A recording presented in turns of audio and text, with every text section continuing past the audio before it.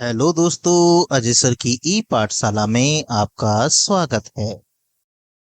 आज हम UP board class 6 गणित विषय की अभ्यास 1B को सरल करेंगे। तो चलिए शुरू करते हैं। प्रश्न नंबर 1। निम्नांकित सारणी में रिक्त स्थानों की पूर्ति के लिए सारणी के नीचे 4 विकल्प दिए गए हैं, जिनमें से केवल एक ही सही है। सही विकल्प चुनकर रिक्त स्थानों की पूर्ति कीजिए। मतलब हमारे सामने एक सारणी दी गई है। इस सारणी में इन्होंने एक रिक्त स्थान दिया है। हमें इस सारणी को ध्यानपूर्वक पढ़कर रिक्त स्थानों की पूर्ति करनी है। इस प्रकार के जो प्रश्न होते हैं, ध्यान रखिए, ये प्रश्न रीजनिंग के प्रश्न कहलाते हैं। इसमें दी गई संख्याओं में कोई विशेष नियम लगा होता है। उस नियम को हमें समझना है और समझने के बाद नीचे दिए गए 4 विकल्पों में से उत्तर को पहचानना है। तो चलिए शुरू करते हैं। सबसे पहले ऊपर के दिए गए अंकों को देखिए। सबसे पहले आया 4, 4 के बाद आया 5, 5 के बाद आया 6, 6 के बाद 7, 7 के बाद 8। यानी कि ये संख्याएं क्रम से आ रही हैं। 4 के बाद 5 ही आता है, या ये कह सकते हैं 4 में अगर 1 जोड़ दिया जाए तो 5 बनेगा। 5 में अगर 1 जोड़ दिया जाए तो 6 बनेगा। ऐसे ही 6 में अगर 1 जोड़ दिया जाए तो 7 आएगा। 7 में अगर 1 जोड़ दिया जाए तो 8 आएगा। ठीक इसी प्रकार ऊपर वाले संख्याओं के क्रम को समझकर हमें नीचे वाली संख्या जो लिखी गई हैं, इनको देखकर रिक्त स्थान की पूर्ति करनी है। तो हमारे पास सबसे पहले दिया 23, 23 के बाद आया 24, यानी 23 में भी एक ही जोड़ा गया है। जैसे ऊपर की संख्याओं में एक जोड़ने पर अगली संख्या आई, ठीक वैसे ही नीचे की संख्या में एक जोड़ देने से उससे अगली संख्या आई। तो 23 के बाद आया 24, 24 के बाद आएगा 25। इसी तरीके से 25 के बाद आना चाहिए 26,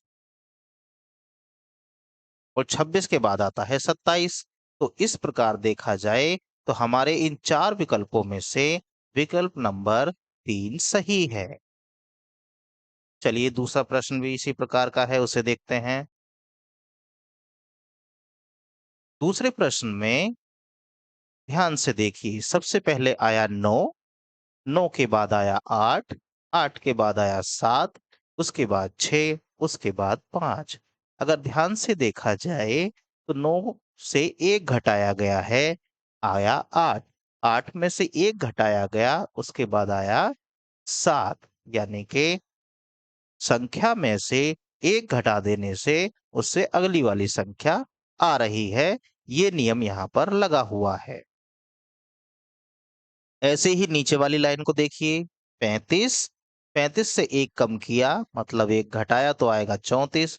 ठीक इसी तरीके से अगर 34 में से 1 घटा दिया जाए तो आना चाहिए 33।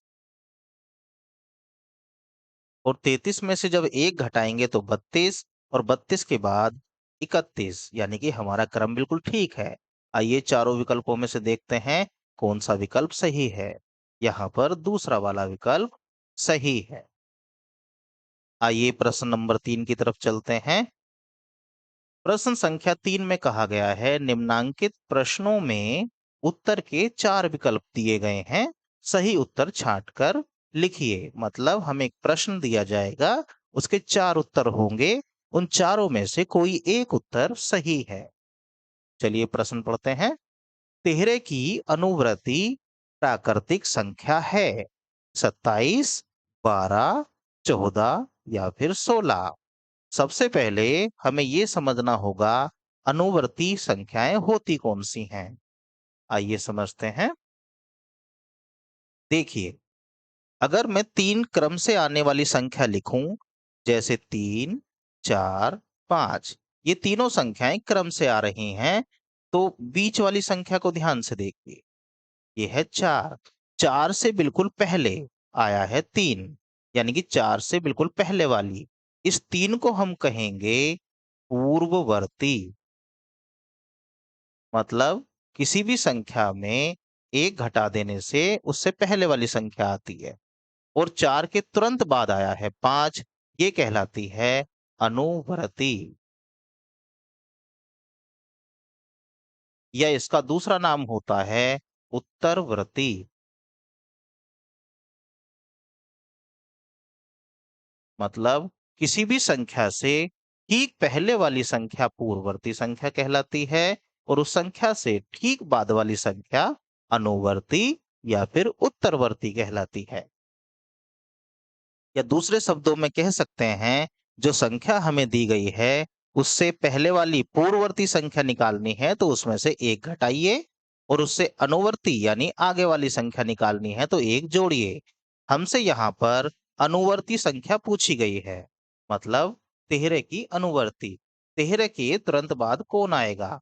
वो आएगा 14। तो हमारा आंसर हो जाएगा 14। ये विकल्प हमारा सही है। अगला प्रश्न देखिए, 27 की पूर्ववर्ती संख्या। पूर्ववर्ती मतलब 27 से ठीक पहले वाली संख्या कौन सी है? तो ध्यान से देखिए, वो होती है 26। और अगर आप ऐसे नहीं जान पा रहे हैं तो जो संख्या हमें दी गई है उसमें से एक घटाइए। एक घटाने पर पूर्ववर्ती संख्या आ जाएगी। चलिए अगला प्रश्न देखें। अब कह रहे हैं 6 की अनुवर्ती प्राकृतिक संख्या है। 6 की अनुवर्ती, ध्यान दीजिए, अनुवर्ती पूछा गया है। अनुवर्ती मतलब 6 के तुरंत बाद वाली संख्या कौन सी है? पहला विकल्प देखिए। पहला विकल्प है 6 और 7, यानी कि 6 के बाद 6 तो आएगा ही नहीं, तो ये विकल्प गलत है। दूसरा विकल्प है केवल 8, यानी कि 6 के तुरंत बाद 8, ये भी विकल्प गलत है। 6, 7 और 8, 6 के बाद 6 दोबारा से नहीं आएगा, 7 नहीं आएगा, 8 नहीं आएगा, तो ये विकल्प भी हमारा गलत हुआ। तो 6 के तुरंत बाद वो आता है 7, तो हमारा ये विकल्प बिल्कुल सही है। अगला है 15 की पूर्ववर्ती प्राकृतिक संख्या, यानी कि 15 की पूर्ववर्ती पूछा गया है। शब्दों पे जरूर ध्यान रखिए कि आखिर पूछा क्या जा रहा है। पूर्ववर्ती मतलब 15 से ठीक पहले वाली। 15 से ठीक पहले तो 14 आता है, यही विकल्प हमारा सही है। चलिए अगला प्रश्न देखते हैं। अब प्रश्न हमारे सामने आया, निम्नलिखित कथनों में सत्य और असत्य छांटिए। मतलब ये जो प्रश्न हमें दिए गए हैं इनमें सत्य और असत्य हमें बताना। पहला देखते हैं, एक सबसे छोटी प्राकृतिक संख्या है। अब प्राकृतिक संख्या तो एक से ही शुरू होती है, तो सबसे छोटी प्राकृतिक संख्या एक ही होगी। उसके हिसाब से देखा जाए तो ये विकल्प सही है। तो इसके आगे हम लिख देंगे सत्य। दूसरा पढ़ते हैं। दूसरा विकल्प हमें दिया गया है, संख्या रेखा पर निरूपित किसी प्राकृतिक संख्या की दाहिनी, ये शब्द ध्यान दीजिए, दाहिनी। दाहिनी मतलब सीधे हाथ की तरफ, और की प्राकृतिक संख्या उससे छोटी होती है। मतलब संख्या रेखा पर निरूपित किसी प्राकृतिक संख्या की दाहिनी ओर की प्राकृतिक संख्या उससे छोटी होती है। आइए इस बात को हम संख्या रेखा पर ही समझते हैं। देखिए ये है संख्या रेखा। ये कह रहे हैं संख्या रेखा पर जो संख्या निरूपित होती हैं, मानकर चलिए 5 है। अब ये कह रहे हैं कि 5 का एक एग्जाम्पल हम ले रहे हैं कि 5 के दाहिनी तरफ यानी कि सीधे हाथ की तरफ जो संख्या होती है वो 5 से छोटी होती है। तो क्या ये बात सही है? नहीं, 5 के सीधे हाथ की तरफ जब हम चलेंगे तो वो संख्याएं बढ़ती चली जाती हैं। इसका मतलब दाहिनी ओर की प्राकृतिक संख्या छोटी नहीं होती। तो ये जो कथन हमें दिया गया है ये कथन असत्य है।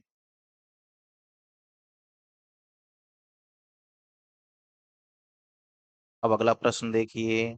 अगला प्रश्न ये कह रहे हैं, 101 से बड़ी क्रमागत संख्याएं। 101 से बड़ी, ये बड़ी शब्द पे ध्यान लगाइए। 101 से बड़ी होनी चाहिए। क्रमागत का मतलब जो क्रम से आती हैं। जैसे 1 के बाद 2 आता है, 2 के बाद 3 आता है, तो ये क्रम से आने वाली संख्या हैं, इन्हीं को क्रमागत संख्या कहते हैं। तो 101 से बड़ी क्रमागत संख्या, अब 101 के बाद 102 ही आता है, फिर 3 आता है, फिर 4 आता है। यानी कि 102, 103, 104, तो ये बात तो बिल्कुल सही लिखी हुई है। अगर ये बात सही है, तो हम इसका जवाब देंगे सत्य है।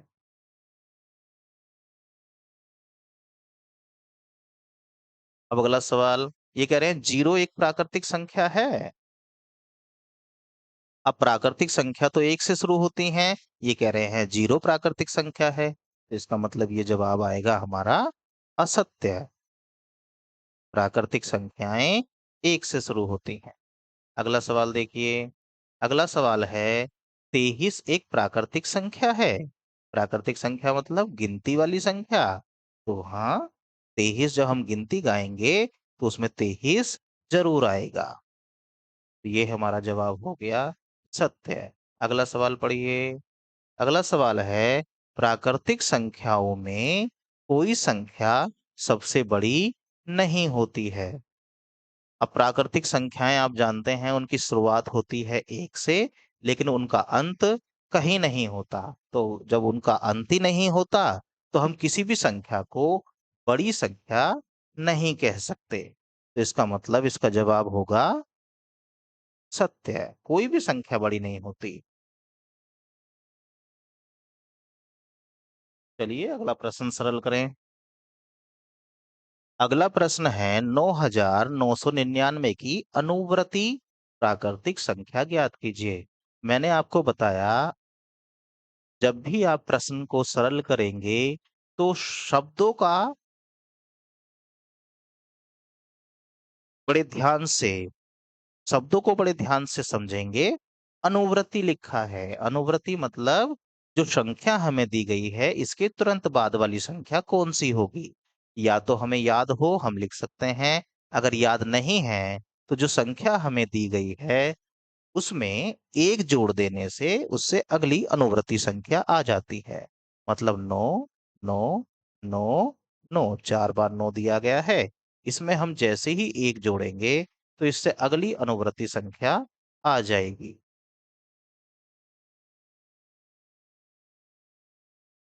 तो 9999 की अनुवृत्ति संख्या हुई 10,000। 9999 के तुरंत बाद 10,000 आता है।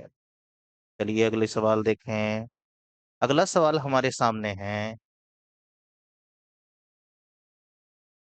एक संख्या हमें दी गई है 1,01,000। ये कह रहे हैं कि इसकी पूर्ववर्ती, शब्दों का ध्यान रखना है, इसकी पूर्ववर्ती पूछा गया है। पूर्ववर्ती मतलब इससे एक पहले वाली संख्या। अब इससे एक पहले वाली संख्या निकालनी है, तो इस संख्या में से एक घटाना पड़ेगा। सबसे पहले हम इसी दी गई संख्या को लिख लेते हैं, और इसमें से हमें एक घटाना पड़ेगा। एक में से एक घटाएंगे 0, और बाकी सभी संख्याएं 0 0 करके आती रहेंगी। इस तरीके से हमने जो हमारी संख्या दी गई है उसकी पूर्ववर्ती संख्या ज्ञात कर ली। चलिए अगला प्रश्न देखते हैं। अगला प्रश्न है, संख्या रेखा खींचिए और उस पर 9 तक की प्राकृतिक संख्याएं प्रदर्शित कीजिए। मतलब हमें एक रेखा खींचनी है और उस पर 9 तक की प्राकृतिक संख्याओं को प्रदर्शित करना है। तो इस प्रकार से एक लाइन खींचेंगे सीधी सीधी, बराबर बराबर दूरी पर उस पर निशान लगाएंगे। निशान लगाने के बाद 1 से गिनती शुरू करेंगे और 9 तक लिखते हुए चले जाएंगे। इस प्रकार हम इस प्रश्न का सही सही जवाब दे पाएंगे। चलिए अगला प्रश्न देखते हैं। प्रश्न संख्या 8 कह रहे हैं 4 अंकों की छोटी से छोटी प्राकृतिक संख्या लिखिए। संख्या के लिए हमें अंक नहीं दिए गए हैं। हमसे कहा गया है कि 4 अंकों की संख्या है और छोटी से छोटी संख्या लिखनी है। उसे लिखने के बाद इसकी पूर्ववर्ती प्राकृतिक संख्या ज्ञात कीजिए। मतलब पहले 4 अंकों की छोटी से छोटी प्राकृतिक संख्या लिखना है, फिर उस संख्या की पूर्ववर्ती संख्या लिखनी है। चलिए शुरू करते हैं। 4 अंकों की सबसे छोटी संख्या। मैंने आपको पिछली वीडियो में बताया था कि अंक हमारे 0 से लेकर 9 तक होते हैं। सबसे छोटा अंक 0 होता है। अब सबसे छोटी संख्या बनाने के लिए अंक भी सबसे छोटा लेना चाहिए, लेकिन 0 लेने से कोई भी संख्या नहीं बनेगी, इसलिए सबसे छोटा अंक आएगा 1। हमें 4 अंकों की बनानी है, तो इसके आगे आप 3 जीरो लगा लीजिए। 3 जीरो लगाने के बाद हमारे सामने नजर आया 1000। ये 4 अंकों की सबसे छोटी संख्या है। अब आगे बोल रहे हैं कि इसकी पूर्ववर्ती प्राकृतिक संख्या निकालिए। अब हमें आंसर हमारा आया 1000, इसकी पूर्ववर्ती निकालनी है।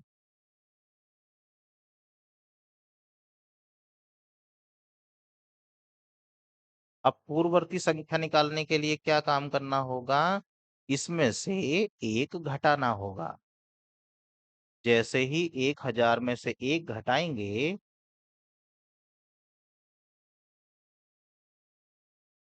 तो हमारे पास आंसर आएगा 999। ये संख्या 1000 की पूर्ववर्ती संख्या होगी। चलिए अगला प्रश्न देखते हैं। प्रश्न संख्या 9। 6 अंकों की बड़ी से बड़ी प्राकृतिक संख्या लिखकर इसकी अनुवर्ती प्राकृतिक संख्या ज्ञात कीजिए। इस बार हमें 6 अंकों की बड़ी से बड़ी संख्या लिखनी है। 0 से लेकर 9 तक अंकों में हमारे पास 9 सबसे बड़ा अंक होता है। अब 9 को ही हम जब 6 बार लिख देंगे, तो 6 अंकों की सबसे बड़ी संख्या हमारे पास हो जाएगी। ये 6 अंकों की सबसे बड़ी प्राकृतिक संख्या मैंने लिख दी है। अब हमें इसकी पूर्ववर्ती संख्या निकालनी है। माफ कीजिए। अब हमें इसकी अनुवर्ती संख्या निकालनी है, यानी कि 1 2 3 4 5 6 की अनुवर्ती।